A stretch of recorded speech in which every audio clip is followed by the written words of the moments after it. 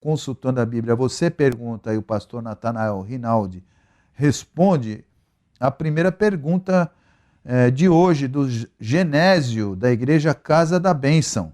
Então o Genésio pergunta ao senhor, pastor Natanael Rinaldi, e na verdade são duas perguntas. Ele coloca aqui, somos salvos pela fé ou pela fé e obras? Ou seja, só pela fé ou pela fé e obras? E também quer saber, conforme a passagem que está no livro de Atos, no capítulo 4, versículo 14, que homem é esse que foi curado? Então, tem aqui a passagem, acho que é de versículo 4, do capítulo 4, versículo de 8 a 14. Que homem é esse que foi curado? Então, passamos aqui, vou até pedir a ajuda do irmão Vladimir, passar aqui a pergunta para o pastor Natanael Rinaldi.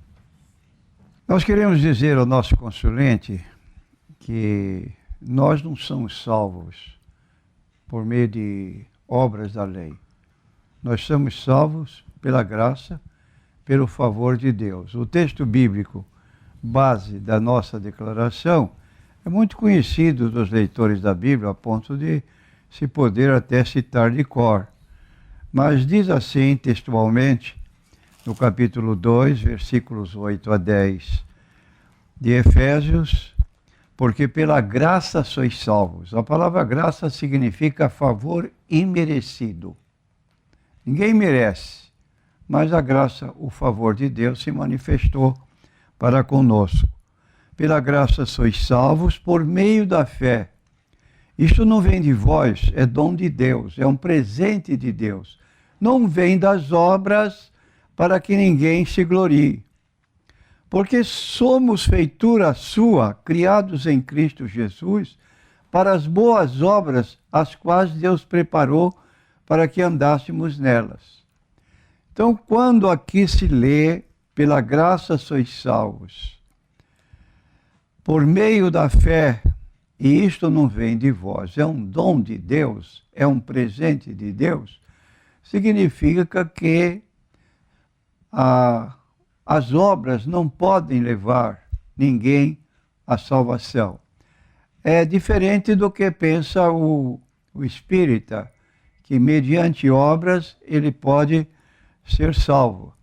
Enquanto que a Bíblia declara que Jesus veio a este mundo para salvar, morreu por nós, derramou seu sangue em nosso favor, como diz 1 Pedro, capítulo 1, versículo 18 e 19, não com ouro nem com prata fostes resgatados da vossa vã maneira de viver, que por tradição recebeste dos vossos pais, mas com o precioso sangue de Cristo, como de um cordeiro imaculado e incontaminado. No mesmo texto bíblico de Pedro, capítulo 2, versículo 24, então declara que ele levou em seu corpo os nossos pecados sobre o madeiro. De modo que, quando realmente aceitamos a Cristo como Salvador, se dá uma mudança radical em nossas vidas que a Bíblia chama de novo nascimento, conforme aponta João capítulo 3, versículos 3 a 5.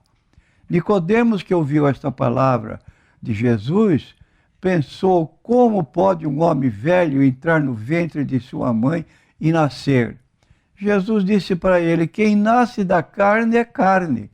Sempre que nascemos com esta carne, com apetites de pecados, nós vamos ter esse problema.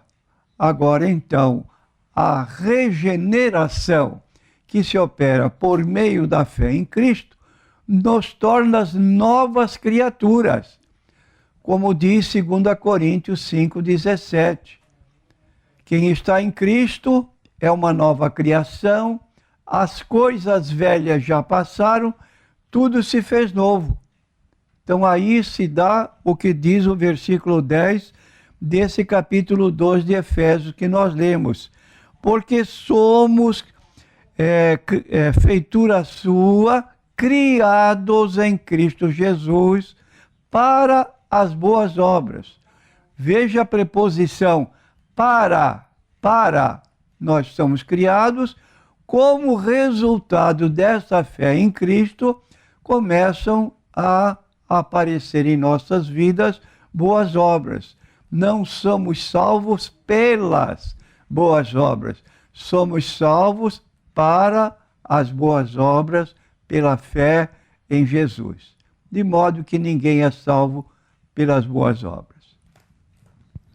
A segunda pergunta, pastor, a respeito do livro de Atos, capítulo 4. Nós queremos 14. Apontar para o nosso consulente, nesse particular, que a Bíblia não dá o nome da pessoa que foi curada pelo apóstolo Pedro e Tiago, que estavam juntos entrando na hora certa no templo de Jerusalém. Lemos aqui, aliás, Pedro e João. E Pedro e João subiam juntos ao templo à hora da oração, a nona, e era trazido um homem que desde o ventre de sua mãe era coxo, o qual todos os dias punham à porta do templo chamada Formosa para pedir esmola aos que entravam, o qual, vendo a Pedro e João, que iam entrando no templo, pediu que lhes desse uma esmola. E Pedro, com João, fitando os olhos nele, disse: olha para nós. E olhou para eles, esperando deles receberem alguma coisa. E disse Pedro: não tenho prata nem ouro, mas o que tenho, isso te dou. Em nome de Jesus Cristo Nazareno, levanta-te e anda. E tomando-o pela mão direita, o levantou, e logo seus pés e artérios se firmaram. E saltando ele, pôs-se em pé, e andou e entrou com eles no templo, andando, saltando e louvando a Deus. Então este acontecimento sobrenatural se tornou notório a todos que estavam presentes ali naquela hora, e todos levantaram seus olhos para Pedro, e Pedro foi muito honesto. Ele disse: pela fé no seu nome, fez o seu nome fortalecer a este, que vedes e conheceis. Sim, a fé que vem por ele deu a este, na presença de todos vós, esta perfeita saúde. Então estava explicando ao povo que pensava que ele, Pedro e João tivessem feito o milagre. Eles foram claros em dizer: é no nome de Jesus que este está são. E assim no capítulo 4, no versículo 14, nós vamos notar, a partir do versículo 8, que Pedro dá o seu testemunho às autoridades. E chega neste versículo que nós lemos aqui, 12 e 14, quando ele diz: e em nenhuma outra salvação, porque também debaixo do céu não existe outro nome dado aos homens pelo qual devamos ser salvos. E então eles, vendo a ousadia de Pedro e João, informados de que eram homens sem letras e indoutos, maravilharam-se de que e reconheceram que eles haviam estado com Jesus. E vendo estar com eles o homem que foi curado, nada tinham que dizer em contrário, de modo que foram soltos, porque na verdade o milagre se realizara, não no nome de Pedro, não no nome de João, mas no nome de Jesus Cristo, a quem Pedro e João apresentaram. Pastor Natanael Rinaldi, o Jorge Valentim, da Igreja Tempo de Jesus, manda um abraço para a equipe. Obrigado, Jorge. Aqui a equipe, estamos todos aqui, irmã Regina, o Renan, o Vladimir, o Thales, eu, o pastor Natanael Rinaldi, agradecemos, e também aqui os irmãos durante a semana, o presbítero Rogério e a nossa irmã Rosani Barassal. Então todos agradecem aqui o seu abraço. E ele pergunta ao senhor: o que o pastor pensa a respeito das pessoas que são libertas no culto de libertação, frequentam a igreja e aceitam Jesus e não mudam em nada, praticando as mesmas coisas do mundo. E ele aqui acrescenta que ele é ouvinte do seu programa Consultando a Bíblia, desde o início do programa, já na antiga Rádio Life, pastor Natanael. Eu quero dizer ao nosso consulente, ao Jorge Valentim, que o problema exposto é decorrente de duas condições, de duas falhas. Primeira falha: se uma pessoa vem à igreja porque se sente prisioneira, às vezes, de vícios e de outras situações que prendem mormente os jovens, elas precisam de ajuda. Então vem, ouve a palavra, começam a frequentar, mas esta pessoa que veio com espontaneidade, com voluntariedade, efetivamente ela não está entendendo muito do que está ouvindo, porque ela é uma pessoa que nós chamamos nova na fé. Ora, a Bíblia recomenda que nós que somos cristãos mormente, os chamados oficiais da igreja, e qualquer cristão consciente, ele vai ajudar estas pessoas. Como vai ajudar? Se oferecendo para ajudá-las a entender a Bíblia Sagrada. Essa pessoa não sabe nem por onde começar a ler a Bíblia. Se pelo Antigo Testamento, se pelo Novo, se fica no livro de Salmos. Eu já encontrei um homem de uma congregação aí que não costuma ler Bíblia. 40 anos ele disse, só leio o livro de Salmos. Ora, é um analfabeto na Bíblia. Agora, não tem uma pessoa, uma classe de obreiros encarregados de cuidar dos novos irmãos, colocar-se ao seu lado e orientar biblicamente, procurar a passagem, mostrar a passagem, explicar a passagem, para que crie raiz essa pessoa que entrou num culto de libertação porque precisa de Jesus? Onde está essa classe que nós chamamos de catecúmenos? Alunos, pessoas que estão entrando na vida cristã e precisam de orientação. Isso é uma falha muito grande das igrejas. E pelo exemplo que foi dado aqui, me parece que essa igreja também tem esse problema. A não ser que a pessoa recuse, do contrário, nós vamos procurar as pessoas para ajudá-las. Base bíblica do que estou falando, Mateus 28, 19.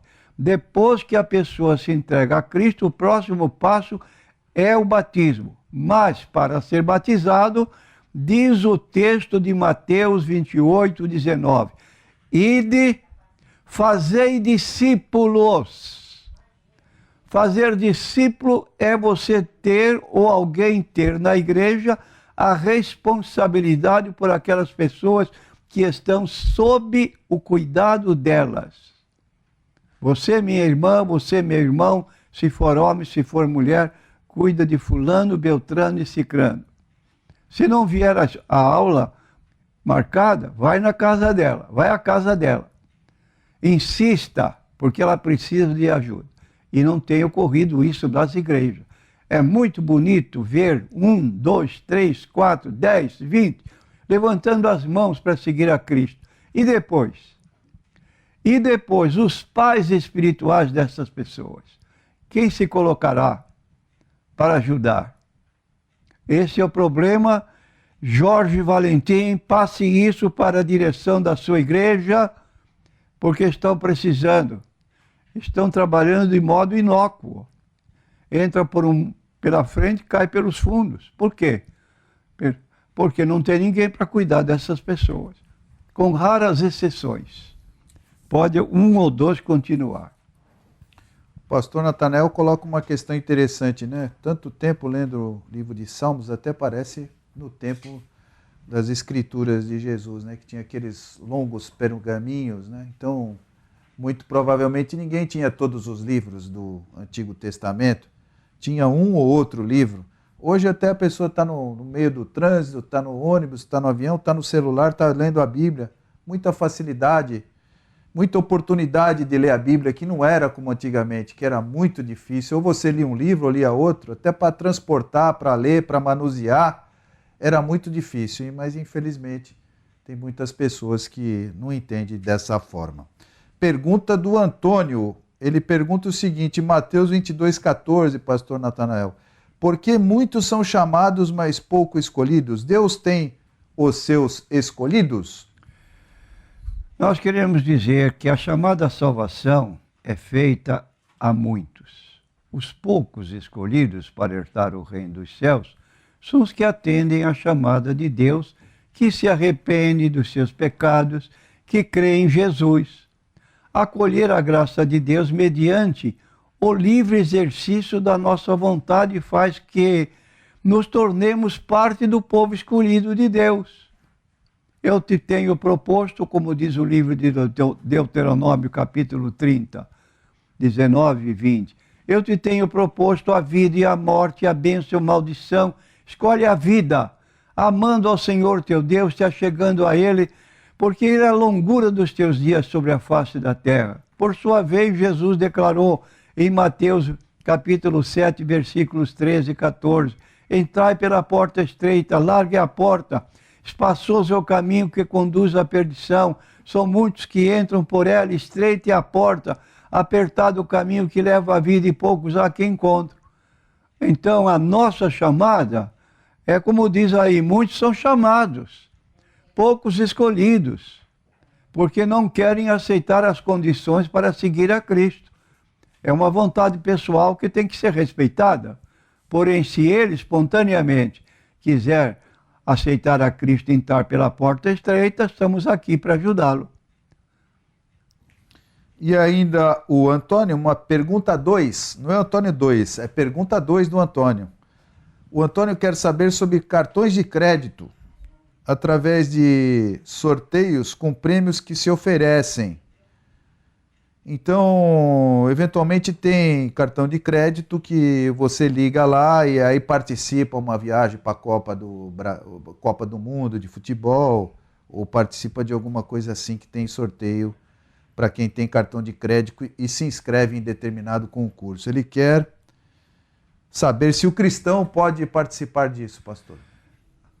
A nossa opinião é não.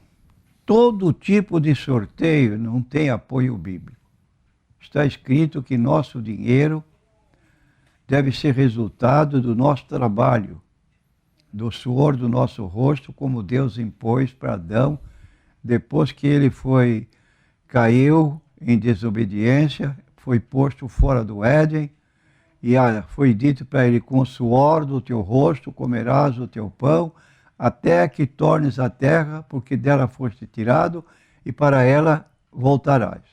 Então o nosso trabalho é um trabalho abençoado por Deus, porque nós ganhamos do nosso suor. Esses chamados sorteios viciam para depois começar na cena acumulada, e é uma preocupação de pessoa naquela fila enorme, porque naquela tentativa de ficar rico. Deus não abençoa esse dinheiro. É um dinheiro gasto como resultante de práticas ocultistas, e Deuteronômio 18, versículo 10 a 12, Deus estava avisando o povo de Israel que estava entrando em Canaã para não aprender os costumes daquelas nações, se entregar à adivinhação, a espíritos adivinhos e outras práticas de reencarnação, de consultar mortos para obter resultados de modo sobrenatural. Deus abomina essas práticas.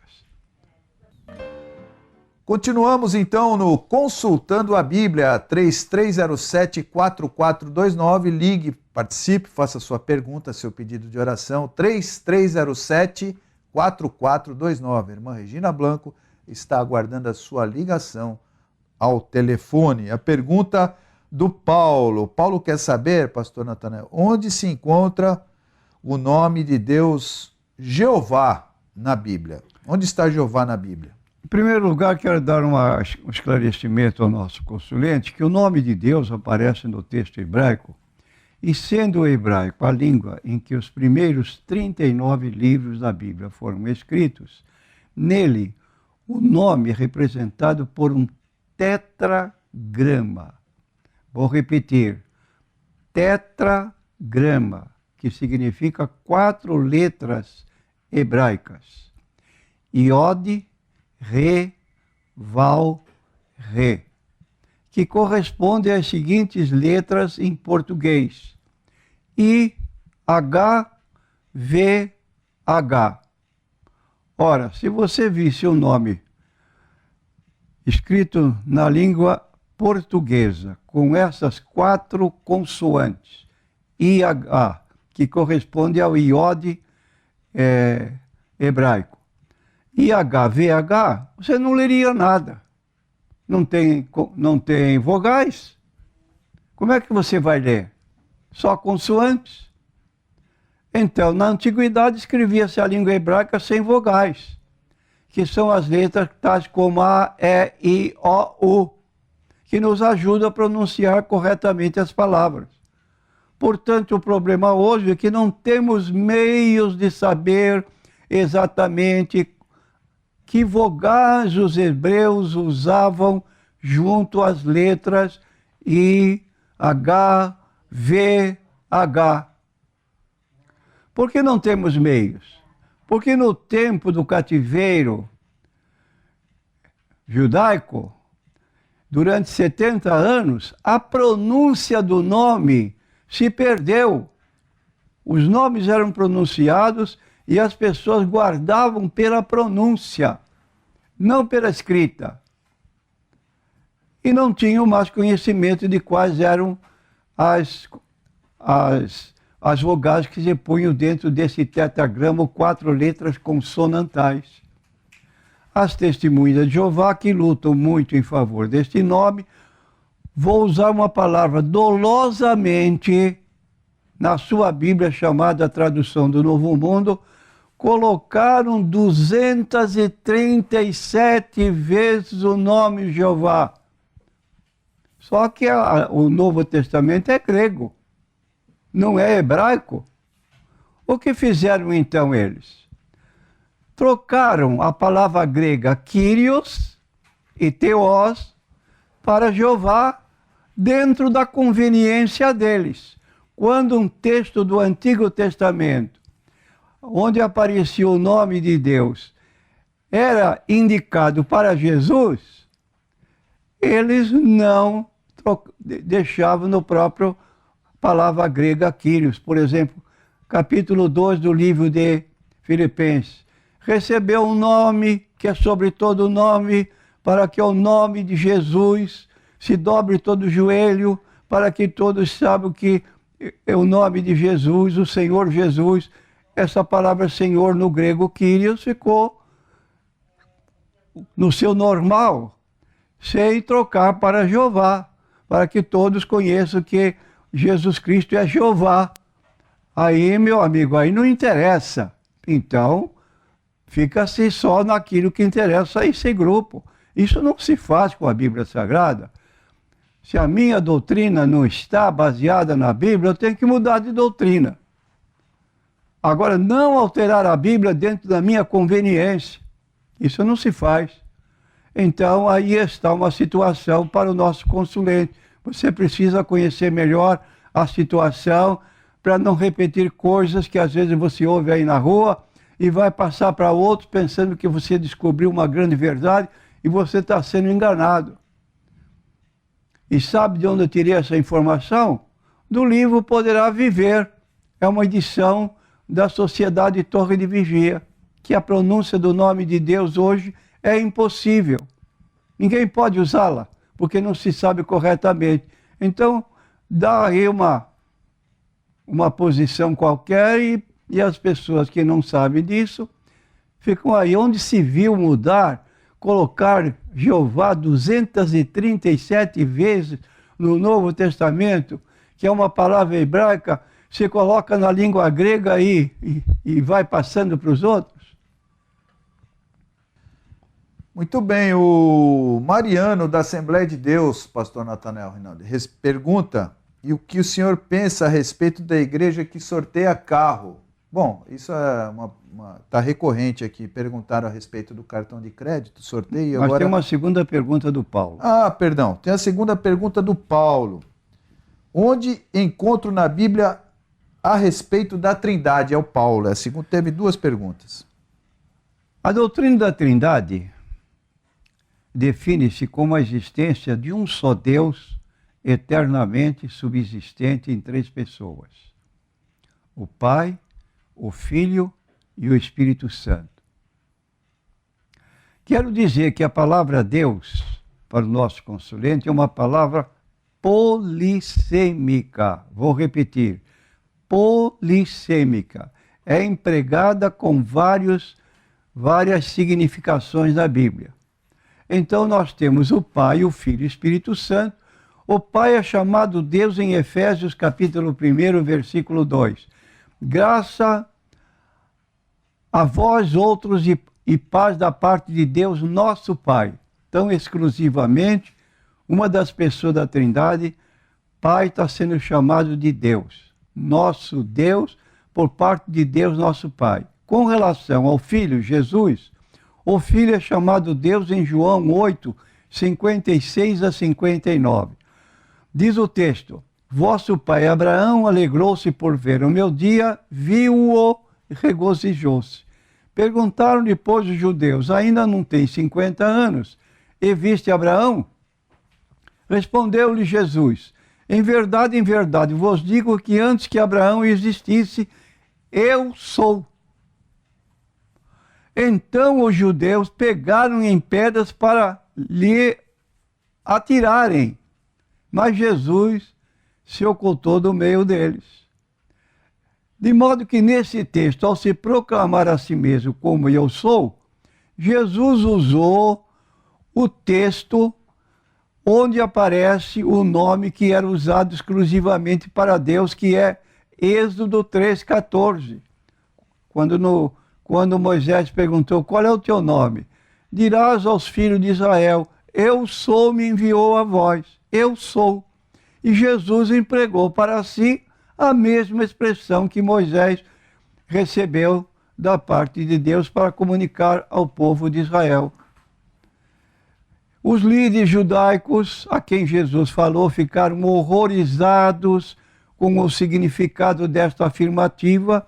Em respostas, eles teriam se prestado em adoração, mas ao invés disso tentaram apedrejá-lo por blasfêmia. Usaram o texto de Levítico 24:16, e o Espírito Santo também é chamado Deus na Bíblia em Atos 5, 3 e 4. Escute só a leitura. Disse então Pedro: Ananias, por que encheu Satanás o teu coração para que mentisses ao Espírito Santo e retivesses parte do preço da herdade? Guardando-a não ficava para ti, vendida não estava em teu poder. Por que formaste este desígnio em teu coração? Logo, mentir. Não mentiste aos homens, mas a Deus. É o que o texto termina. Ao mentir aos homens, ou mentindo ao Espírito Santo, é mentir a Deus. Logo, mentir ao Espírito Santo é mentir a Deus. Finalmente, o mais incongruente é alguém negar a doutrina da Trindade e, quando se indaga qual a forma do seu batismo, tal pessoa responde: portanto, ide fazei discípulos de todas as nações, batizando-os em nome do Pai e do Filho e do Espírito Santo. Mateus 28, versículo 19. Contesta a doutrina da Trindade, mas batiza em nome da Trindade. Isso é ser incoerente. Agora, se o moço consulente me perguntasse: mas a palavra Trindade aparece na Bíblia? Eu responderia com toda honestidade: não. Por que não? Porque é uma palavra teológica. Se eu perguntasse para o meu consulente: a palavra onisciente, por exemplo, aparece na Bíblia? Não. mas Deus é chamado de onisciente. A palavra onipresente aparece na Bíblia? Não, mas o Salmo 139 declara que nós não podemos fugir de Deus, Ele está presente em todo lado. A palavra não aparece, mas o significado da palavra aparece. Então aí está. A palavra não aparece, mas a doutrina da Trindade está exposta como nós fizemos aqui nessa exposição na resposta.